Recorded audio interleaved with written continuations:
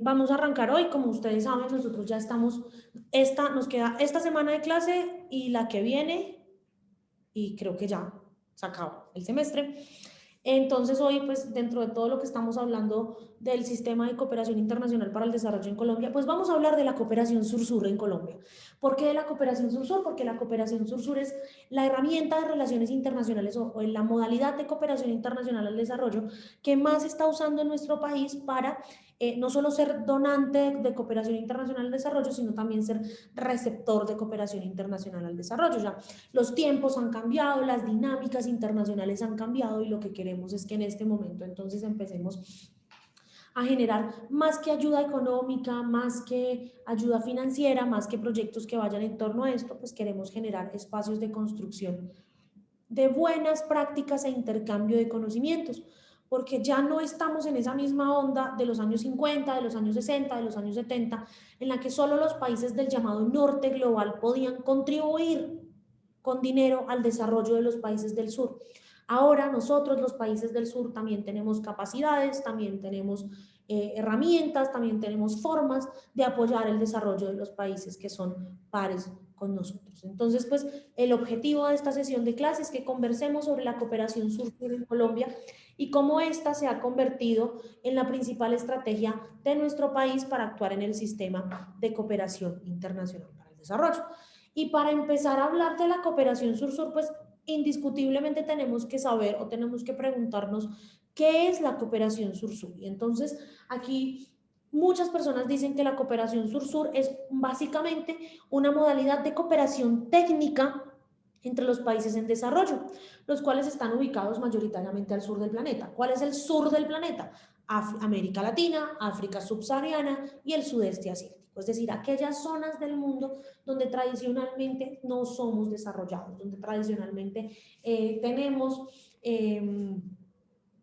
mayores carencias de ciertas cosas que no tienen en el norte global. La cooperación sur-sur es entonces una herramienta que usan los estados nacionales, las organizaciones multilaterales internacionales, la academia, la sociedad civil, el sector privado, todos los actores del conjunto del ecosistema de cooperación internacional para el desarrollo, para colaborar y compartir conocimientos, habilidades, iniciativas, buenas prácticas en muchos temas, temas como la agricultura, temas como los derechos humanos, temas como la urbanización, temas como la salud, temas como el cambio climático, los derechos de los niños, los derechos de las mujeres, la tecnificación de las empresas, la competitividad del emprendimiento, etcétera, etcétera. ¿Y por qué no solamente los estados usan cooperación sur-sur? Porque de una u otra manera todos los actores de relaciones del ecosistema de cooperación internacional, que somos los actores de relaciones internacionales de una u otra manera también, pues podemos contribuir con buenas prácticas. Nosotros como universidad también hacemos cooperación técnica con otras instituciones y es la llamada cooperación interuniversitaria. Estos espacios que ustedes tuvieron durante las semanas anteriores con la Universidad Autónoma de Puebla, UPAEP de México, eso es cooperación técnica. ¿Por qué? Porque es el intercambio de conocimientos entre los profesores mexicanos y los profesores colombianos para contribuir al desarrollo de nuestros currículums académicos. Las empresas también pueden hacer cooperación técnica mediante prácticas de responsabilidad social empresarial. Las organizaciones internacionales como la ONU, la OEA, también pueden hacer cooperación técnica mediante el envío de misiones de buena voluntad y de misiones de buenas prácticas. Entonces, hoy en día es la cooperación sur-sur realmente el futuro de la cooperación internacional para el desarrollo y la mejor forma de generar, valga la redundancia, desarrollo entre nuestros pueblos. ¿Por qué se inició la cooperación sur-sur?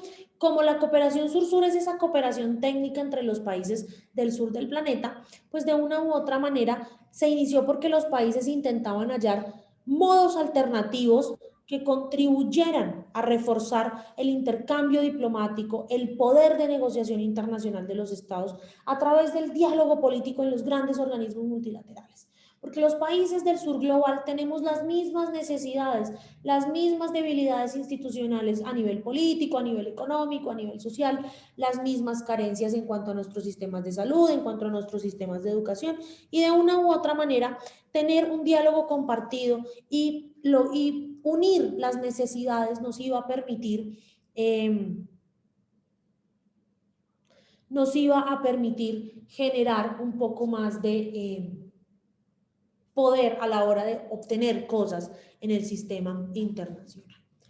¿Desde qué año se está hablando como tal de cooperación sur-sur? Lo que hoy se conoce como cooperación sur-sur inició el día 18 de septiembre de 1978, es decir, hace más de 40 años, con la aprobación del Plan de Acción de Buenos Aires para promover y realizar cooperación técnica entre países en desarrollo.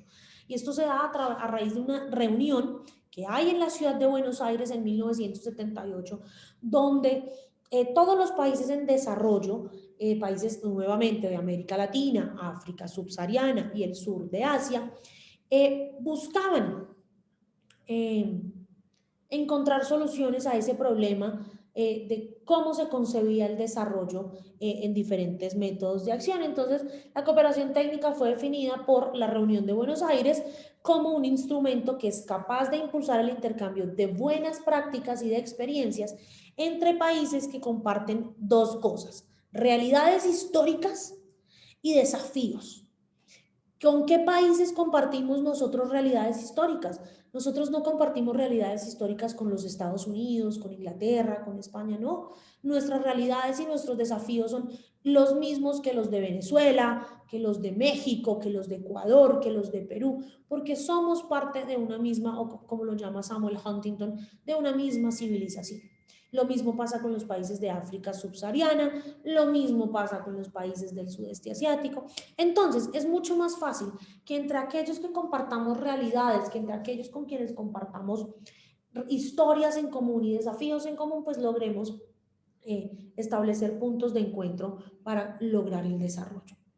¿Qué logra la cooperación sur-sur? La cooperación sur-sur, en conjunto con el diálogo político, la cooperación económica y la cooperación financiera, ha dado lugar a una gran cantidad de intercambios por medio de proyectos, programas e iniciativas que han contribuido de manera efectiva a resolver retos de los países del sur, retos en materia de salud, retos en materia de vivienda, retos en materia de educación, retos en materia de institucionalidad. Entonces, y esto no es algo que lo dice la teoría, los hechos de una u otra manera hablan por sí solos, porque los países del sur global han contribuido a más de la mitad del crecimiento mundial en los últimos años. Los llamados BRICS son países, algunos de los llamados BRICS, como Brasil, como la India, como China, son países del llamado sur global. El comercio entre países del sur es más alto que nunca y representa más de una cuarta parte del comercio internacional a nivel mundial. Y gracias a las prácticas de cooperación sur-sur, más de 466.000 millones de dólares el año anterior, a pesar de la pandemia, se han movido en remesas internacionales. Y esto ha ayudado a que muchas personas pasen de la línea de miseria a la línea de pobreza. Aún hay mucho trabajo por hacer. Aún las tasas de pobreza, las tasas de desempleo, las tasas de desigualdad en los países son muy altas, pero es gracias a las buenas prácticas de la cooperación sur-sur que hemos logrado grandes avances en materia de movilidad social en los países del llamado sur global. Veamos un poco qué nos dice la Organización de las Naciones Unidas para la Alimentación, la FAO, sobre la cooperación sur-sur.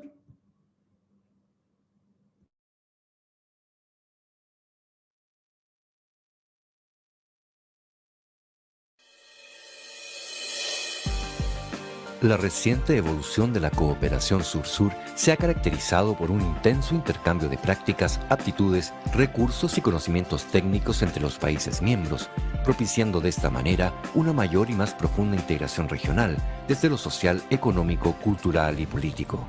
La cooperación sur-sur es una herramienta que está en auge en los últimos años, sobre todo en América Latina, porque básicamente plantea relaciones de horizontalidad entre los que cooperan. Esa relación de horizontalidad tiene además dos particularidades fundamentales. La primera es que no condiciona ayuda y la segunda es que evidentemente se beneficia de todas las lecciones aprendidas y las buenas prácticas que han tenido los países en esa búsqueda de cerrar las brechas que tienen de desarrollo. But I believe that South-South cooperation provides the framework, the opportunity to break those artificial barriers, those linguistic barriers, and allow for us to recognize that we are not as different as what appears to be but there are a lot of similarities, both culturally. There are challenges that we face are similar, and therefore there are great opportunities for us to work together. I think South-South cooperation is an excellent tool for sharing best practices. So these countries have already undergone some of the teething pains and challenges. They have overcome them. So there are best practices that other countries who have not reached as far can learn from.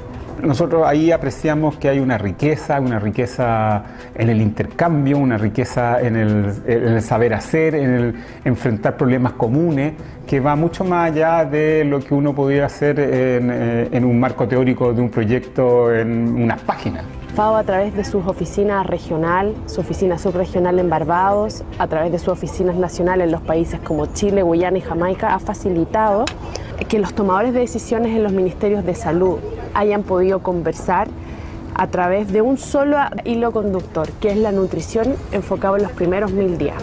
Bajo este marco es que la mirada común hacia el desarrollo sustentable converge transversalmente en un enfoque prioritario hacia la nutrición infantil, en el cual la visión y rol del Estado resulta fundamental, pues cuando sus acciones se dirigen estratégicamente a la generación de políticas públicas y programas orientados hacia una alimentación adecuada y saludable, sienta las bases para la construcción de una sociedad más sana, próspera y vital. In the case of Chile, your programs have been sustainable, they have been successful, and I think we can look at what Chile has done and learn from it.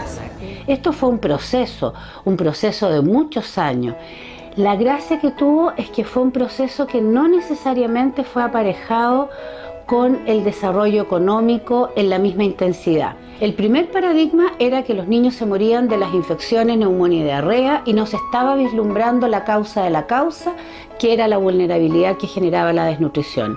Y el otro paradigma que se rompió es que se decía que para que un país pudiera disminuir mortalidad infantil y disminuir desnutrición, tenía que tener desarrollo económico. Y la gran gracia es que el desarrollo económico vino después de la disminución de la desnutrición. Y eso tiene una lógica, porque los niños desnutridos no aprenden. Los niños desnutridos no se pueden desarrollar.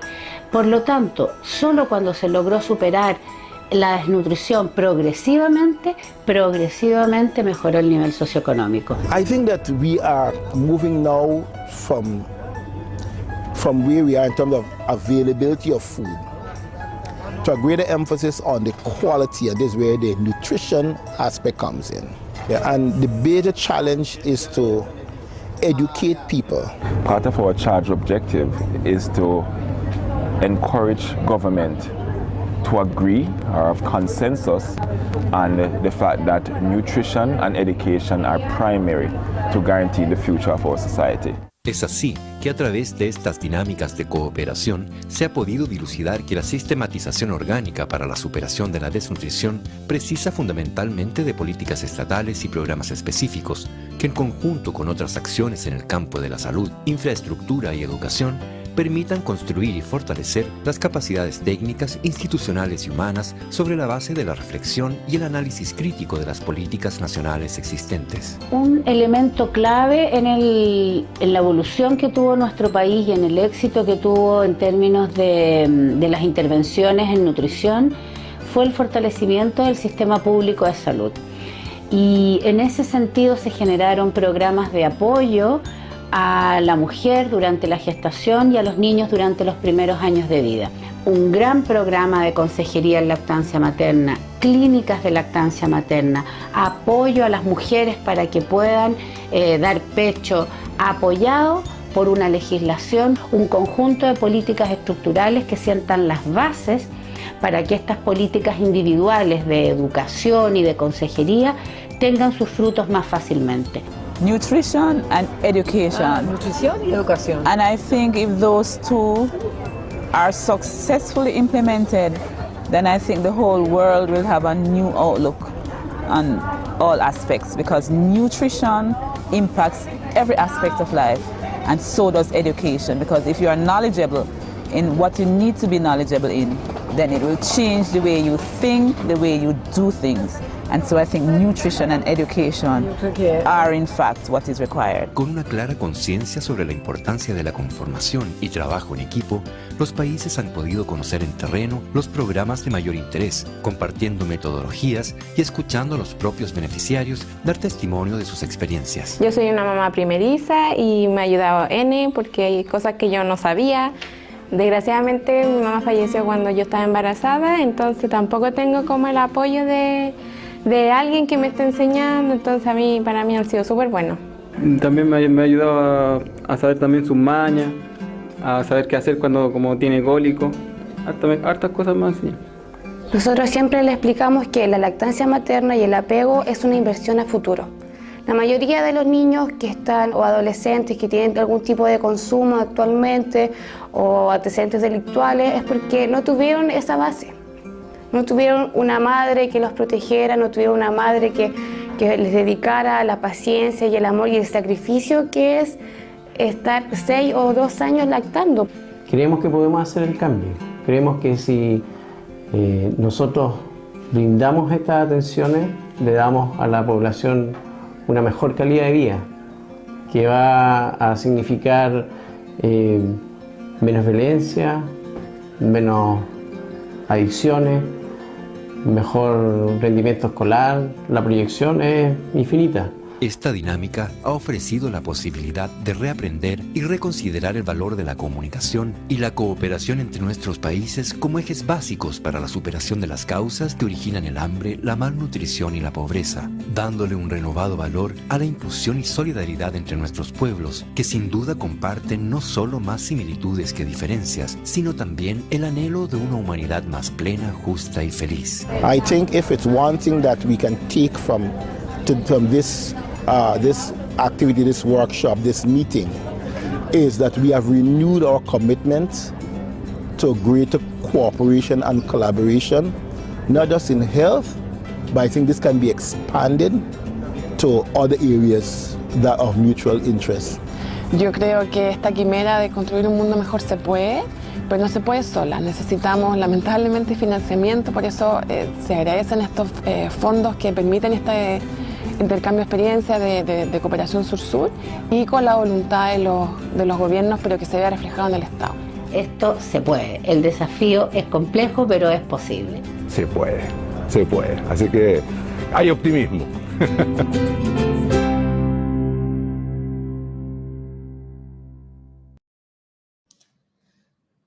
Se pueden lograr los objetivos de la sociedad a través del intercambio de conocimientos, a través del mejoramiento de prácticas que vemos que son exitosas en otros países y que nosotros como colombianos también podremos adaptar, o buenas prácticas que nosotros tenemos acá y allá se pueden mejorar. Una de las experiencias de buenas prácticas que más ha compartido Colombia en los últimos años en términos de cooperación internacional para el desarrollo con modalidad de cooperación sur-sur es el programa de Cero a Siempre, la política pública de primera infancia que fue lanzado durante el gobierno Santos. De Cero a Siempre busca que los niños de 0 a 5 años ¿me escuchan bien ahí? Que me dice Sofía que me escuchan lejos. Ya se escucha bien, profe. Gracias, Lucía. Como les decía, una de las políticas públicas que ha exportado Colombia y que también le sirvió como de carta de presentación para su ingreso a la Organización para la Cooperación y el Desarrollo Económico, OCDE, es la política pública de primera infancia, que es de Cero a Siempre, que es la que busca que los niños de 0 a 5 años tengan las mejores condiciones sociales y psicosociales, para desarrollarse, ya que entre los 0 y los 5 años es el momento de un niño en el que lo absorbe todo, lo toma todo, y lo que aprende entre los 0 y los 5 años es lo que va a definir gran parte de su futuro. Y esta política pública la exportamos a la Argentina y pues evidentemente el gobierno argentino la modificó a sus realidades nacionales y es una de nuestras primeras experiencias de buenas prácticas en materia de cooperación sur-sur. Ahora bien, ¿cómo es la cooperación sur-sur en Colombia? Para Colombia, para el Estado colombiano, y esto lo establece la Cancillería y lo establece la Agencia Presidencial para la Cooperación Internacional, APC, La cooperación sur-sur es un instrumento muy privilegiado de política exterior. ¿Por qué? Porque la usamos como país para promover la generación de agendas positivas con otros países, para promover el intercambio de conocimientos con los países que son iguales a nosotros. Digamos que la cooperación sur-sur es una manera de aplicar esa doctrina de política exterior colombiana que vimos cuando ustedes estaban en tercer semestre en la clase de política exterior comparada, que es el respis similia, aquello de mirar a nuestros similares, de ver cómo entre los que son iguales a nosotros podemos compartir buenas prácticas, podemos compartir conocimientos y podemos tratar de establecer buenos patrones. La cooperación sur-sur para Colombia es una cooperación que está basada en la horizontalidad, en la solidaridad, en el interés y en el beneficio mutuo. Nosotros no queremos solamente ser nosotros quienes nos beneficiamos de la cooperación sur-sur. Queremos que nuestros países socios también se beneficien de la cooperación sur-sur. Entonces, como Colombia es definido como un país de renta media alta, es decir, es un país un poquito más desarrollado que la gran mayoría de los países de la región, nuestro país ha dado pasos muy importantes en materia de gestión de cooperación y nos hemos consolidado en los últimos 10 años como un oferente importante para compartir experiencias y capacidades con otros países en desarrollo. Hoy contamos con una buena gestión de cooperación sur-sur, de cooperación triangular muy activa, y somos un actor muy reconocido en América Latina y el Caribe en términos de esto, en términos de las prácticas de cooperación sur-sur, que como ustedes saben es la cooperación bilateral que se da entre dos estados con el mismo nivel de desarrollo, o la cooperación triangular. La cooperación triangular es aquella que se da entre dos actores en desarrollo, dos actores oferentes y un actor receptor, que pueden ser un actor del norte, un actor del sur o dos actores del sur en términos de los oferentes.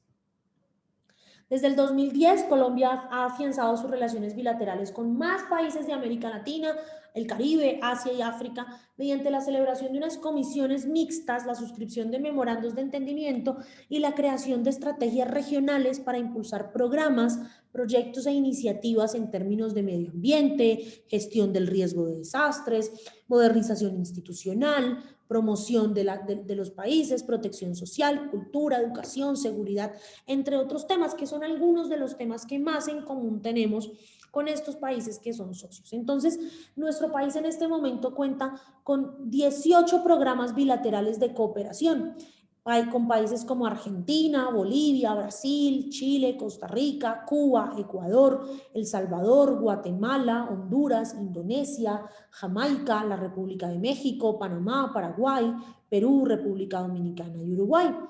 Y estas comisiones mixtas se derivan de acuerdos de cooperación técnica y cooperación científica que Colombia ha suscrito con estos países. ¿Para qué? Para trabajar en conjunto en temas como los que les mencioné anteriormente, temas con los que tengamos algún grado de similaridad con estos países. Pero también tenemos acciones dentro del marco del proyecto mesoamericano, que son estrategias de cooperación muy particulares con programas regionales. Entonces, tenemos una estrategia de cooperación con los países del CARICOM, de la Caribbean Community, que son todas las islas del Caribe. Tenemos una estrategia de cooperación con los países del sudeste asiático, una con los países de Eurasia y una muy específica con los países de África. ¿Por qué con estos bloques tenemos estrategias regionales? Porque es mucho más fácil y es mucho más fácil negociar con estos países o intercambiar experiencias con estos países a nivel de grupos multilaterales, y pues con estos países con los que tenemos nuestros programas bilaterales es porque son algunos de nuestros principales socios comerciales, nuestros países vecinos o de nuestros aliados más cercanos. Hasta aquí, ¿alguna pregunta? ¿Todo claro? ¿Algo que quieran que profundice?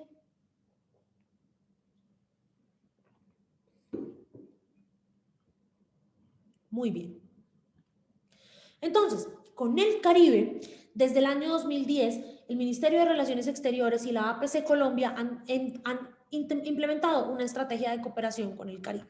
¿En términos de qué? En términos de gestión y riesgo de desastres, medio ambiente, seguridad alimentaria y nutricional, formación técnica para el trabajo y desarrollo social. La idea es que nosotros los ayudemos a ellos con buenas prácticas y conocimientos en estos temas, pero también ellos nos ayuden a nosotros, sobre todo en temas de gestión de riesgos de desastres. Muchas de estas islas del Caribe siempre tienen que estar preparadas para para huracanes, para tormentas tropicales, para terremotos y demás.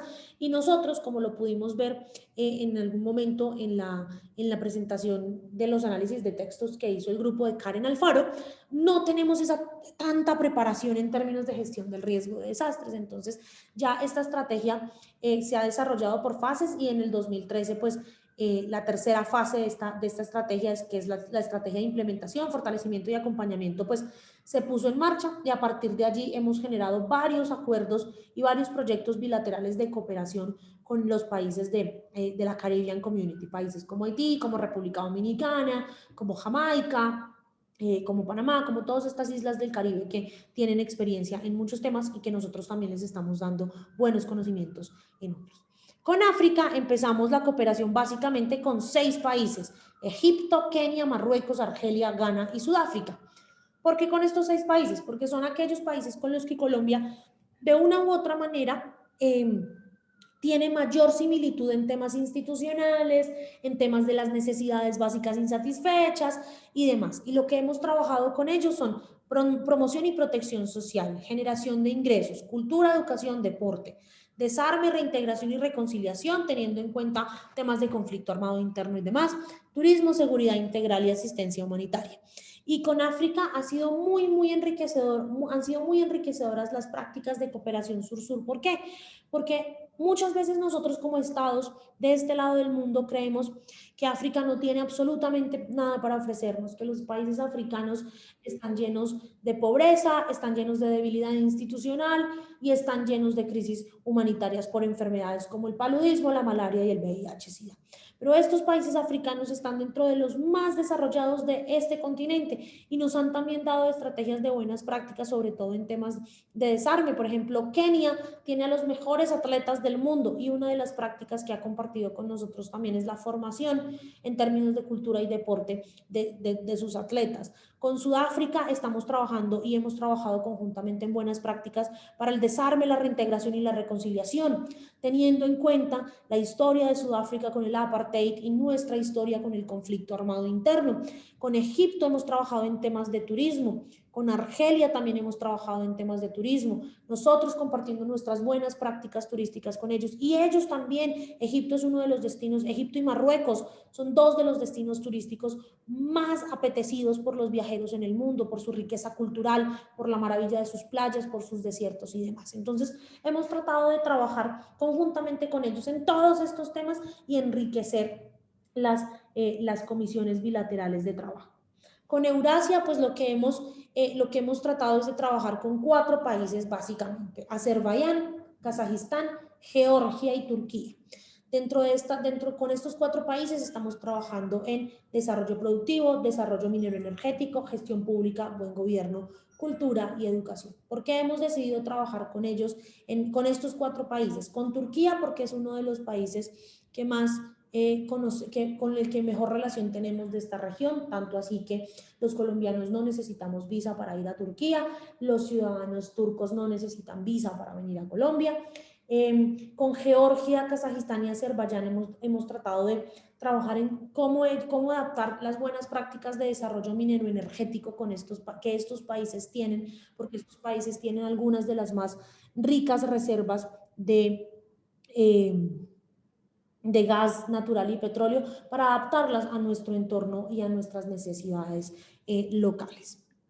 Y pues con el sudeste asiático hemos trabajado con países con los que tradicionalmente tenemos mejores relaciones, que son Filipinas, Indonesia, Malasia, Tailandia y Vietnam. Con Vietnam hemos decidido hacerlo porque con Vietnam compartimos el llamado grupo de los CIVETs, que son aquellos países que están como en un grado de desarrollo un poquito más abajo después de los BRICS. Y con ellos trabajamos cambio climático, gestión del riesgo y prevención de desastres, porque igual que los países de América del Caribe, estos países están siempre sometidos a tifones, a tormentas tropicales, etcétera, etcétera. También hemos trabajado en temas agrícolas, en temas de innovación, sobre todo con Tailandia, y en temas de turismo. Y gracias a con estos países hemos empezado a trabajar a instancias de el Departamento de Asuntos Exteriores de la República Australiana y del Programa de las Naciones Unidas para el Desarrollo, en términos de que hemos empezado también con ellos a compartir buenas prácticas en estas materias. Pero durante el año 2020 Colombia tuvo unos resultados muy importantes en cooperación sur-sur y en cooperación triangular. Quiero que los veamos para ver cómo le ha ido al país durante el último año y que ha sido un año muy difícil, sobre todo por la pandemia, en términos de estas dos modalidades de cooperación.